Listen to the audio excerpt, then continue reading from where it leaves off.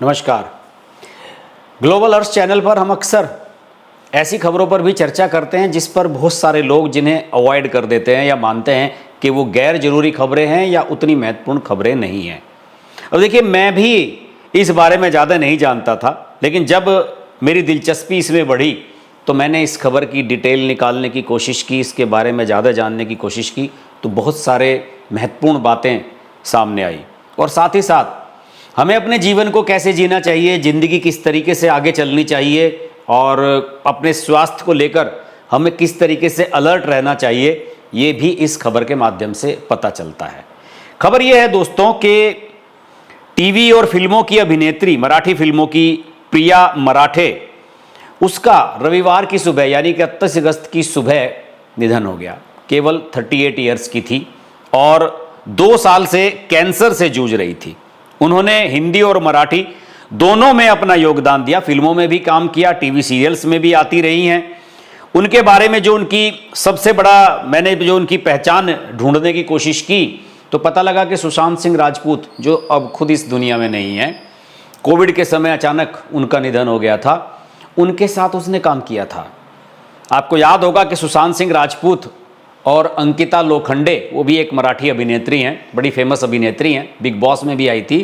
अंकिता लोखंडे की छोटी बहन का रोल इन्होंने अदा किया था। पवित्र रिश्ता नाम का एक सीरियल बहुत लंबा चला था एकता कपूर का, जिसमें सुशांत सिंह राजपूत और अंकिता लोखंडे मुख्य भूमिकाओं में थे और अंकिता की बहन यानी कि वर्षा का रोल निभाया था इन्होंने, प्रिया ने।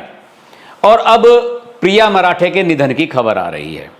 इसके बारे में ये बताया जाता है कि उनका जो जीवन है बड़ा संघर्षपूर्ण रहा। 31 अगस्त को मैंने बताया कि मीरा रोड पर उनका आवास है, वहाँ उनका निधन हुआ।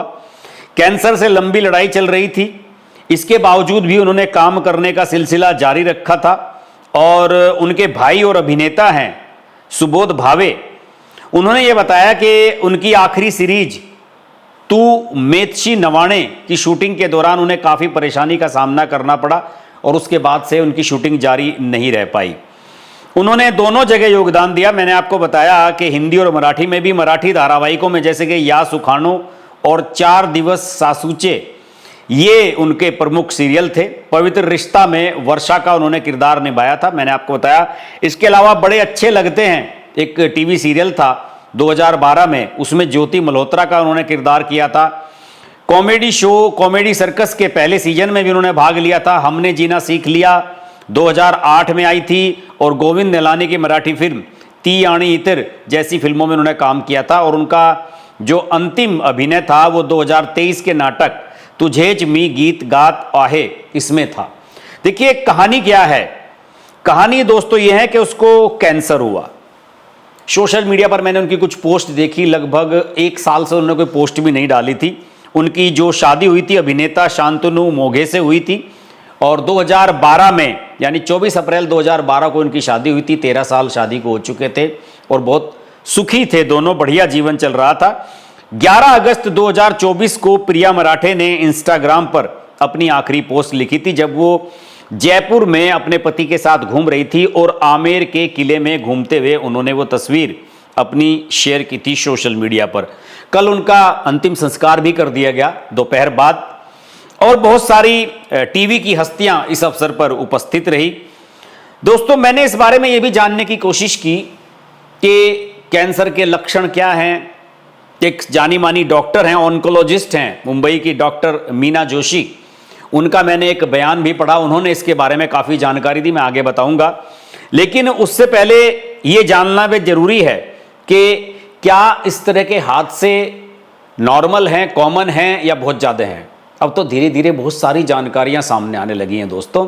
अब तो ऐसे बहुत से लोग हैं जो कैंसर जैसी बीमारी से ठीक भी होते हैं, लेकिन फिर भी मैंने फिल्म कलाकारों और इसी प्रकार की अभिनेत्रियों के बारे में जब इस तरह की मैंने मालूमात करने की कोशिश की तो बहुत सारे ऐसे लोग हैं जिनकी कैंसर से जान गई। इरफान खान है, जाने माने अभिनेता, कई साल लंदन में इलाज हुआ उनका उसके बाद भी नहीं बचे ऋषि कपूर, विनोद खन्ना, राजेश खन्ना, फिरोज खान, टॉम ऑल्टर, आदेश श्रीवास्तव, जाने माने संगीतकार, विजेता पंडित के पति, और विभू राघव। बहुत सारे ऐसे लोग हैं जिनकी इस तरीके से मौत हुई।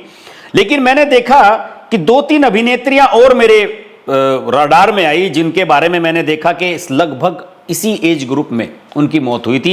एक अभिनेत्री है रसिका जोशी, वो भी 38 साल की थी। 7 जुलाई 2011 को मुंबई में ल्यूकेमिया, जो ब्लड कैंसर जिसको कहते हैं, उससे उनका निधन हुआ था। उन्होंने एक हसीना थी, एक फिल्म है बहुत फेमस, उर्मिला मातोंडकर की, राम गोपाल वर्मा ने बनाई थी, बहुत शानदार फिल्म है। एक हसीना थी में उन्होंने एक रोल अदा किया था और भूल भुलैया फिल्म में भी वो आई थी। इसके अलावा डिंपल कपाड़िया की बहन, ये तो मुझे पता ही नहीं था, डिंपल कपाड़िया की बहन थी सिंपल कपाड़िया। राजेश खन्ना की एक फिल्म आई थी अनुरोध, आपके अनुरोध पर मैं ये गीत सुनाता हूं, उसमें राजेश खन्ना के साथ यानी कि अपने जीजा जी के साथ लीड रोल उन्होंने किया था सिंपल कपाड़िया। उन्हें भी कैंसर हुआ था, उन्हें 2002 में पता लगा कैंसर का और 2009 में उनकी निधन हुई थी। 51 साल की थी उस समय, और शुरुआत में तो वो फिल्मों में काम करती थी सिंपल कपाड़िया, लेकिन बाद में अपनी बहन डिंपल के लिए वो कॉस्ट्यूम डिजाइन करने लगी थी। और रुदाली फिल्म आई थी एक बहुत फेमस 90s में, जिसके लिए डिंपल कपाड़िया को नेशनल अवार्ड भी मिला था। उसके लिए कॉस्ट्यूम डिजाइनिंग के लिए सिंपल कपाड़िया को राष्ट्रीय पुरस्कार मिला था। तो ऐसे बहुत सारे लोग हैं जिनके इस तरीके से मौत हुई है, संघर्ष हुआ है। सिंपल कपाड़िया भी अंतिम समय तक काम करती रही थी। लेकिन दोस्तों, यहां पर सबसे महत्वपूर्ण बात क्या है जो हमें और आपको ध्यान रखनी आवश्यक है, महिलाओं को भी और पुरुषों को भी। बहुत सारे लोग सोचते हैं कि क्या कैंसर से बचा जा सकता है। कैंसर से तभी बचा जा सकता है जब समय रहते उसका पता लग जाए, शुरुआती स्टेज में ही। और इसके बहुत सारे लक्षण हैं। मैंने आपको बताया कि डॉक्टर मीरा जोशी का मैंने एक आर्टिकल पढ़ा, उसमें उन्होंने बताया कि कैंसर का अगर समय रहते पता चल जाए तो इसका इलाज है, वरना बहुत दिक्कत होती है। इसके कई प्रकार के लक्षण होते हैं। आपके शरीर में लगातार वजन गिरना आपका अगर जारी रहता है, बॉडी में कहीं भी किसी भी अंग में लगातार तेज दर्द रहता है, ठीक होने का नाम नहीं लेता। स्किन आपकी जो त्वचा होती है उसमें बदलाव होने लगे, रंग बदलने लगे, वो तरह तरह के उस पर कोई निशान आने लगे, इस तरह के स्पॉट, वो भी कैंसर का लक्षण हो सकता है। और कहीं पर भी शरीर के किसी भी पार्ट से ज्यादा एक्सेस में ब्लीडिंग हो, जैसे कि महिलाओं को पीरियड्स के दौरान ब्लीडिंग होती है, अगर वो बहुत ज्यादा हो रही है, रुकने का नाम नहीं ले रही है, तो फिर आपको अपने डॉक्टर की सलाह से कैंसर का परीक्षण कराना चाहिए। लगातार थकान रहती है, बॉडी में गिरावट रहती है, थकान महसूस करते हैं, तो भी कैंसर हो सकता है। और किसी भी पार्ट में सूजन है अगर आपके, तो भी दिक्कत हो सकती है आपको। खासतौर से महिलाओं को यह ध्यान रखना है, पीरियड्स में एक्सेस ब्लीडिंग, कहीं भी सूजन आना किसी भी गुप्त स्थान पर, या फिर ब्रेस्ट, महिलाओं को ब्रेस्ट कैंसर बहुत ज़्यादा होते हैं।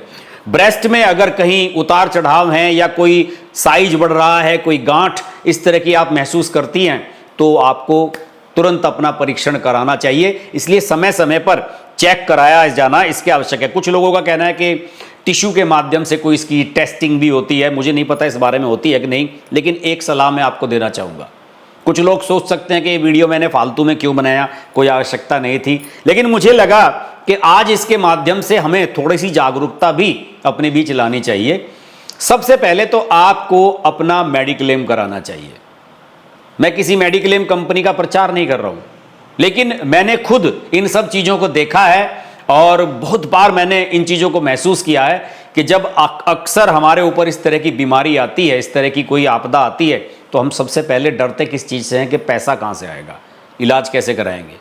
बहुत सारे लोग मैंने देखे हैं मरते हुए कि बड़े अस्पतालों में इसलिए नहीं गए कि साहब इतना पैसा कहाँ से लाएंगे, इधर उधर इलाज कराने लगते हैं, और अगर वो बच भी सकते थे नहीं बच पाते हैं। चाहे आप देसी इलाज कराएं, कुछ भी कराएं, लेकिन आपके परिवार का मेडिक्लेम होना आवश्यक है। और अगर आपके 2 बच्चे हैं, यानी कि 4 लोगों का परिवार है, तो मेरा मानना है कि 25 से 30-35 हज़ार के बीच में आपकी सालाना किश्त होती है। आप परिवार का कैशलेस बीमा करा सकते हैं, जिनमें 3 से 5 लाख रुपए तक का आपको फ्री ट्रीटमेंट मिल जाता है। तो ये एक बहुत महत्वपूर्ण है। आप सब लोगों को अपने परिवार को भी सुरक्षित रखना है, दूसरों के बारे में अगर आप कुछ जरा सी भी चिंता करते हैं तो उन्हें भी इस प्रकार की सलाह दें। और देखिए, मैं ये नहीं कहता कि किसी के साथ भी ऐसा हादसा हो सकता है, सुशांत सिंह राजपूत का जो केस हुआ उसके बाद से तो दुनिया में कुछ भी चीज निश्चित नहीं नजर आती। ऋषि कपूर कई साल तक इलाज कराते रहे, उनका बेटा इतना बड़ा सुपरस्टार है, इतना पैसा खर्च किया, न्यूयॉर्क में रहे नीतू सिंह और ऋषि कपूर, सालों तक ट्रीटमेंट कराते रहे और उसके बाद लौट कर आए, ठीक हो गए थे और उसके बाद मुंबई आए और यहां आकर उनका निधन हो गया। निश्चित कुछ भी नहीं है, जीवन क्षणिक है, कभी भी जा सकता है, लेकिन हम चाहें कुछ लोगों का जीवन बचाया जा सकता है, अपना जीवन बचाया जा सकता है और कम से कम अपने परिजनों के लिए हमें हमेशा सजग रहना आवश्यक है कि हमारे ऊपर हमारे परिवार वालों की भी जिम्मेदारियां हैं और जब तक वो जिम्मेदारियां हम नहीं निभा लेते तब तक हमारा स्वस्थ रहना बहुत आवश्यक है। मेरे स्वर्गीय पिताजी कहा करते थे कि परिवार के मुखिया को बीमार पड़ने का हक नहीं होता, उसे कभी बीमार नहीं होना चाहिए। अगर परिवार का मुखिया बीमार हो गया तो फिर पूरा परिवार तबाह बर्बाद हो जाता है। आज के वीडियो में इतना ही। वीडियो अच्छा लगे तो शेयर अवश्य कीजिए और अपने पर्सनल एक्सपीरियंसेस कमेंट्स में जरूर लिखिए। अगर आपने भी इस तरह के कोई एक्सपीरियंस शेयर किए हो तो कोशिश करेंगे अगले वीडियो में उसको शामिल किया जाए। नमस्कार। Hi, this is Pooja Bedi, and I'd like to say that I'm deeply grateful to Harsh for his wonderful, wonderful and courageous reporting and the fact that he always stands up for what he thinks is right. Thank you, Harsh, for all the support and all the love, and rock on. Everyone who's watching this, don't hesitate to press the like, share, subscribe button on his channel.